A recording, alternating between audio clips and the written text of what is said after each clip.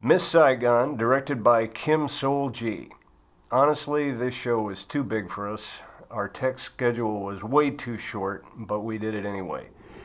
Biggest challenge was the helicopters. They had to hover over us, they had to fly by us, and of course there's the show's big signature moment. One had to land on the stage. Of course, we couldn't build a full-scale prop helicopter, so I built a sound helicopter that had to have everything except it couldn't have helicopter wind sounds because the sound of wind would mask the music and the voices. But it had rotors, which we could hear even when it was far away.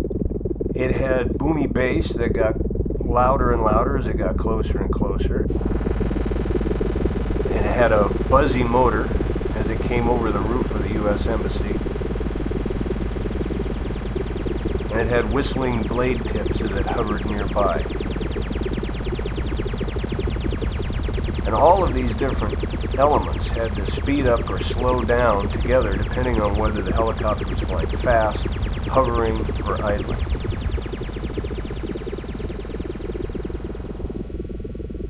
But wait. If I can change the speed of the rotors, what happens if I change the speed of the rotors a lot?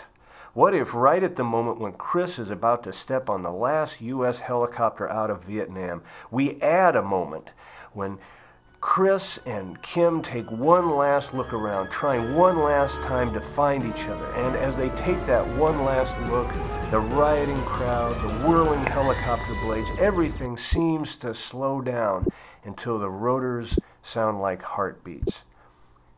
Kim sees him, but Chris doesn't see her. So the moment passes, Chris steps aboard. The helicopter sits there like it might not leave.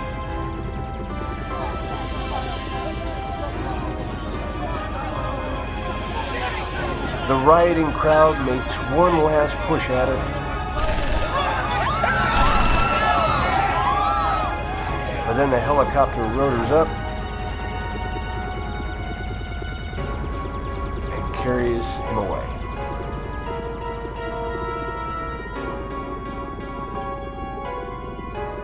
Yeah, I know, but you got to be a little melodramatic to do this show, and you gotta have a helicopter.